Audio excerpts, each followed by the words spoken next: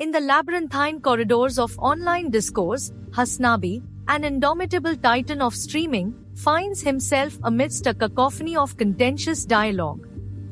The latest perturbation in this digital agora stems from Lonerbox, a known associate of Destiny, who has directed his barbed critique towards Hasanabi's stance on the perennial Israel-Palestine conflict. Those these days to make content about you? Really? I didn't even know he was... Is he? The fuck kind of content could he be making about me in terms of like my recent commentary on Israel? Unless he's like... I mean, I don't know. Anyway. He's an annoying deorbiter that all he's ever say is you suck on Russia and are wrong about JDAMs and shit. Okay. I mean, that's odd, but he makes a lot of content about your coverage. He hedges your side and gives cover for Israel. Ultimately, he's careful with his analysis. He hired an entire hour on why you're anti-Semitic. Wait, what? No, he didn't. He did an entire hour on why I'm anti-Semitic. He does shit like this. Should I react to this when I get home? Yeah, he should react to this when he gets home. He's farming the Destiny community. As far as I understand, how do you go from calling Israel an apartheid state a year ago to mocking people who think Israel is bad? Yeah, this is like what's crazy. Didn't he literally used to... I mean, I thought he was like... he was saying Israel's an apartheid. He did videos on how Israel's an apartheid. Or Hassan and his fans okay. Owen Jones stuns Lonerbox with bizarre analysis. Yeah, I mean, look. Hassan freaks out on peers after weirdest pro-Palestine. Yeah, I mean, there you go. He's just... yeah, that's sad. He's just another... He's just another content creator, I think, that is just farming Destiny's audience to varying video, which objectively was like absolutely eviscerated by the court of public opinion. No, he's very pro-Palestine and his community is too. That's what I thought too. I'm genuinely shocked. Like I've mentioned before, Lonerbox showed me Beast Process, who is a phenomenal content creator, a smaller content creator in general. Like, that's where Hassan is a grifter, divorce, pedophile, both sides are genocide. Starts a kick stream later to be banned for number 2. Right-wing transphobe. Yeah, Hassan is a grifter pipeline is crazy. Anyway, whatever. Who cares? Qatar and its mouthpiece, Al Jazeera, its funding of Hamas and its hosting of the leadership of Hamas in Qatar, you might have thought there'd have been an outpouring of rage at the Islamic Revolutionary Government in Tehran, but no. There was an immediate outpouring of rage against the state. Lonerbox, he doesn't like the word genocide. What the fuck does that mean? Lonerbox probably one deorbiter you could have a decent conversation with and not be contentious of content farming. He's pro-Palestine, especially West Bank, but definitely disagrees on some things, but he still says it's apartheid. Basically, he doesn't like the word genocide. I mean, at a certain point, you have to look at like the collection of thoughts and opinions that a person is presenting. I say this all the time, right? Like, I don't cover people who are ostensibly on my side, even when they are like being fucking annoying and calling me a grifter, by design. For years and years, I was like, no matter how uncharitable or shitty people were towards me, I chose not to cover them specifically because I was like, I don't really give a shit. Okay. Partially because there are worse enemies out there, way worse villains out there to hyper focus on, rather than some dude who's like otherwise, pro-LGBT, blah, blah, blah, blah, blah, like a pro-civil liberties for marginalized people, pro-emancipation. They don't have to subscribe to my entire worldview because there are people out there with big platforms who are completely against everything I stand for, like the Ben Shapiros of the world, like the Jordan Petersons of the world, like the Steven Crowders of the world, like the Matt Walshes of the world, right? I feel like that is a more productive use of my time rather than like hyper focusing on certain key differences in agreement that we have on issues. Now, there's a difference between someone who has openly called Israel being an apartheid and someone who says that that's not real. That's just a buzzword, right? And the reason why I don't really fucking give a shit about Lonerbox in general is because like I maybe falsely or mistakenly assumed that he was someone who calls what Israel is doing to be genocidal, and therefore has done coverage on the issue that is like relatively truthful. Now, having said that, The reason why I still don't care enough about tackling his perspective and making videos about him is because, like I said, it is about the collection of opinions that you have and the side that you present on certain things. Now, this is exactly, I'm going to turn this around for a second. If you see someone who appears to be progressive, appears to be on the left, but is constantly hitting left, constantly going after people like myself, claiming that I am, too pro-Houthi, or maybe even an Islamist fundamentalist, or things of that nature. When someone is like focusing on that while there's an active fucking ethnic cleansing campaign happening, okay, that immediately shows me that maybe you're not super serious about like covering these broader issues. Okay, that's it. That is the way I look at this stuff. The way I look at this stuff is like, if I see you hyper focusing not on the likes of Ben Shapiro, not on the likes of those who are like actively and consciously defending Israel's genocidal ambition, if I see you cozying up to people doing that sort of thing, if I see you maybe even traveling to Israel with people who have openly stated that Israel should do a genocide, and then worked off of that original sentiment to try to find like quick, pithy talking points that justify their positions, then it's like kind of, it just is weird. It's still not enough for me to talk about it and cover it and make videos about it or whatever, but it does show me that like you're not really interested in the causes that you claim to care about. With the dexterity of a seasoned rhetorician, Hasanabi navigates these murky waters, elucidating his position and responding to the aspersions cast by his detractors.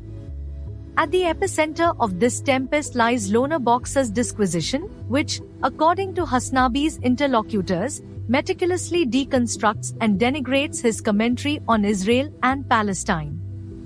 Hasanabi, with characteristic equanimity, acknowledges the existence of this critique yet remains nonplussed. The very notion that Lonerbox, once perceived as a progressive ally, would engage in such a vitriolic exposition is perplexing, if not outright disappointing. This unexpected turn of events invites a deeper exploration of the ideological schisms within the broader leftist discourse. Hasanabi's initial reaction is one of incredulity. The bewilderment at Lonerbox's fervent criticism belies a more profound disillusionment with the fractious nature of political alignment. Hasanabi, a stalwart advocate for Palestinian rights, finds it particularly vexing that a fellow commentator, ostensibly on the same ideological plane, would accuse him of anti-Semitism. This accusation, flung with cavalier abandon, threatens to overshadow the substantive issues at hand, diverting attention from the exigent plight of the Palestinian people. In his deliberations, Hasanabi underscores a critical aspect of political discourse, the necessity of focusing one's ire on the true antagonists. He posits that there are more pernicious forces at play, embodied by the likes of Ben Shapiro and Steven Crowder, whose rhetoric and influence pose a greater threat to the causes Hasanabi champions. This strategic prioritization is not an abdication of intra-leftist critique but a pragmatic approach to combating the most egregious purveyors of regressive ideology. The discourse on Israel and Palestine, fraught with historical complexities and contemporary injustices, demands a nuanced and informed approach. Hasanabi's critique of Lonerbox hinges on this principle. He intimates that Lonerbox's recent pivot away from condemning Israel's policies as apartheid towards a more equivocal stance is indicative of a broader ideological realignment. This perceived inconsistency erodes the foundational trust necessary for a cohesive progressive movement. Moreover, Hasanabi's reflections on the nature of content creation within the digital milieu reveal a deep-seated cynicism. He suggests that Lonerbox's alignment with Destiny's audience is a calculated maneuver, a form of intellectual opportunism designed to curry favor with a specific demographic.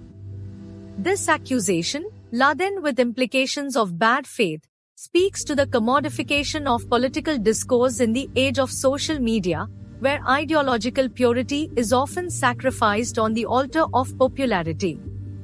The crux of Hasanabi's argument, however, lies in the delineation of priorities. He contends that the relentless focus on internecine squabbles detracts from the more pressing task of confronting the architects of systemic oppression. This pragmatic stance is not without its critics, but it underscores a fundamental truth: the efficacy of political activism is contingent upon the strategic allocation of resources and attention. In this intricate dance of dialectics, Hasanabi's approach is one of measured defiance. He refuses to be drawn into a protracted battle of recriminations, instead choosing to articulate a broader vision of solidarity and resistance. His dismissal of Lonerbox's critique is not an act of condescension but a reaffirmation of his commitment to the causes he holds dear.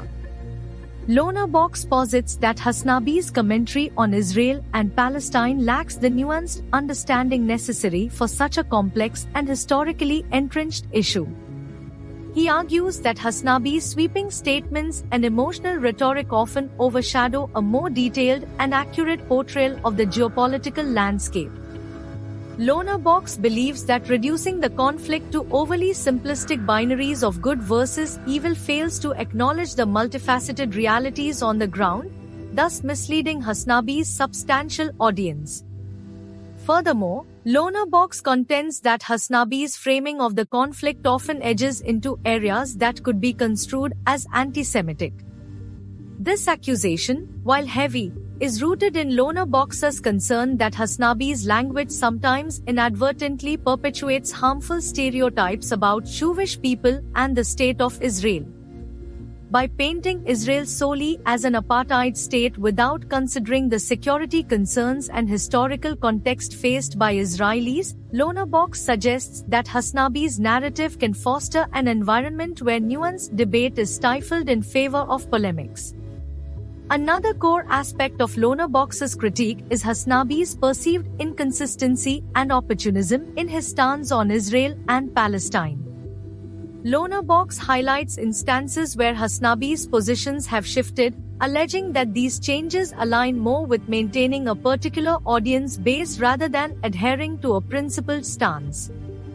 This, Lonerbox argues, diminishes Hasanabi's credibility and portrays him as a grifter who tailors his messages to maximize viewership and support, rather than genuinely engaging with the issues at hand. Lonerbox also addresses the broader implications of Hasanabi's influence on his audience. Given Hasanabi's significant following, Lonerbox is concerned about the impact of spreading what he views as a one-sided and sometimes inflammatory perspective. He asserts that content creators with large platforms have a responsibility to ensure their analyses are balanced and informed, and he feels Hasanabi falls short in this regard. By not sufficiently challenging his own biases and presenting a more holistic view, Lonerbox believes Hasanabi contributes to an echo chamber that exacerbates division rather than fostering understanding. Hasanabi's engagement with his audience further elucidates his philosophy. He espouses a doctrine of inclusivity and collective struggle, recognizing the multiplicity of voices within the progressive camp. Yet, he remains steadfast in his conviction that certain lines must not be crossed. The defense of marginalized communities, the fight against imperialism, and the unyielding support for self-determination are non-negotiable tenets of his worldview. The vitriolic nature of Lonerbox's critique, particularly the accusation of anti-Semitism, is emblematic of a broader malaise within contemporary discourse. It highlights the pernicious effects of ad hominem attacks and the erosion of constructive debate. Hasanabi's response, grounded in a principled defense of his beliefs, serves as a clarion call for a return to substantive engagement. In the final analysis, Hasanabi's response to Lonerbox is a masterclass in rhetorical strategy and ideological fortitude. He deftly navigates the treacherous waters of online criticism, reaffirming his commitment to justice and equality. In doing so, he not only defends his own integrity but also issues a broader challenge to the progressive community to rise above petty squabbles and unite in the face of genuine adversity. Thus, in the grand theater of digital discourse, Hasanabi stands as a beacon of resilience and reason, a testament to the enduring power of principled advocacy. His engagement with Lonerbox, while fraught with tension, ultimately serves to illuminate the path forward, one where solidarity and strategic focus prevail over division and discord.